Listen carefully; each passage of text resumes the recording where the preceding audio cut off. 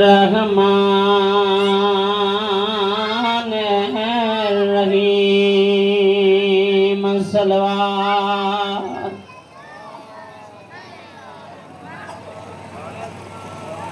अल्हम्दुलिल्लाहिल्लज़ी नव्वरा कुलूबना बिविलायतिल हुसैन वशरह सुदूरना बिमारिफतिल हुसैन वज़य्यना उयूनना बिबुकाइल हुसैन वमला कुलूबना बिमसाइबिल हुसैन अस्सलातु वस्सलाम अला आबिदा मरीज़ा वबाकिरा सगीरा वहरमान असीरा करबलल इलल शाम कोई भी जनाज़ो थींदो भेनरूं टिजो कंदियूं भेनरूं चालिया कंदियूं भेनरूं जुमाना कंदियूं क़िस्मत ज़ैनब जी बाजी लाश ते अची फरमाए थी बा हुसैन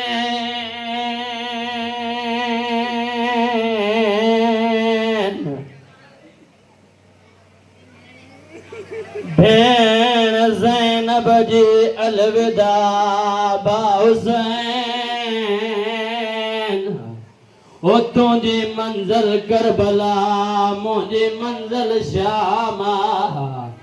बेबे ज़ैनब मोकिलाए थी पई सकीना अची बाबे जी लाश जे मथां अची वैण करे चए थी बाबा वो बाबा अमीरन जूं धीअरूं नरम नरम बिस्तरनि ते सुम्हंदियूं ओ तुंहिंजी सकीना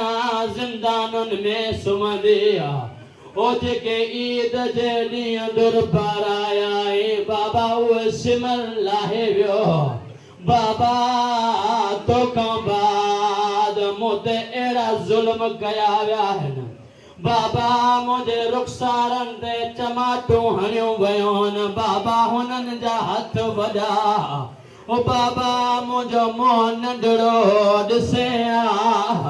बाज़ मुलाक़ात करे करे चए थो इमाम ज़ैनुल आबिदीन चए थो ओ भेण उत त हलऊं शाम शाम ग़रीबां दी शाम ढल गई ओ ज़ैनब लुटी गई ज़हरा लुटी गई इमाम ज़ैनुल आबिदीन भेण खे थो चए उथी हलऊं शाम वरी इहो सिमर ईंदो वरी तो ते ज़ुल्म कंदो चए थी मां बाबे खे नथी छॾे सघां जेकर नथे छॾे सघे त थोरो होरे हाणे ॾिस जेॾीमहिल ओॾे ॾिठई इमाम फरमाए थो हाणे ॾिस मुंहिंजा कंडा केरु कढंदो ओ केरु ॿुधाईंदो जो ही बीमार मिननि असीरनि खे ज़िंदान जी तरफ़ शाम जी तरफ़ रवां ऐं दवा कयो थो वञे जॾहिं काफ़िलो तयार थियो जॾहिं अॻिते हलियो सकीना रहिजी वई सकीना जॾहिं रहिजी वई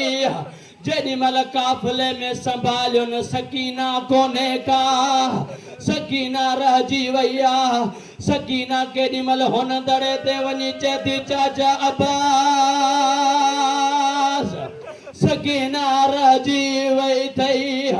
केॾीमहिल हुन दड़े ते वञी चए थी बाबा काफ़िलो काॾे जेॾीमहिल इहा ख़बर पई ज़ैनब आलिया खे उठन के हकल करे चेती पे उठो न हलो पांची ज़बान में था चवन तड़ा थी चवे जड़ा बचो ही कुछ नाए ओ करबला में चवे आसानन के बुधायो सकीना आई सकीना के जेमल वठी ज़िंदान वारन जा जेके मसाइब जा जुमला लिखल आहिनि एड़ी रीत उन्हन कैदन के उन उठन सा बदो थन एड़ी शक्ति सा बदो थन जिया उठ मथे प्या थन कैदी मथे अची वरी हेठ प्या चन आवाज करे अचन प्या सांजी कमर टुटी पई हिनन के कैद करे जड़ा आया अल्लाह जो ना थई कदे शराब न पी जाई उहा दरबारा जा दरबार में अली जो धीरन के वठी ता चन कमीना रस ऐं नाच पिता कन याकूब जी दरबार अस्कलान वारी दरबार में वठी आया जेॾीमहिल हिनन शोर कयो उन सर के जॾहिं बीबी ज़ैनब ॾिठो उन सर में तिलावत कुरान जी शुरू थी सभई उॾे मुतवज्जह थिया ज़िंदान में वठी आया ज़िंदान में यजीद कुरान जी आयत पढ़ी चदो वदो इज़्ज़ु मन तशा वदो ज़िल्लु मन तशा इज़्ज़त ऐं ज़िल्लत हाणे मुंहिंजे हथ में आ इज़्ज़त मुंहिंजे हथ में आ तव्हां कैद थी आया हो तव्हां वटि कहिड़ी जुर्रत आ बीबी ज़ैनब फरमाए थी अगरि हेतिरी ताक़त अथई त हवारो कार ॾेखार ओ जेके उठन में इहे चढ़ा वॼनि था पिया शोर थो थिए ये बंद करे ॾेखार ही कमीनो तो चे मुझे अख्तियार में ना आयो ते आलिया बाबे अली वारी हकल कया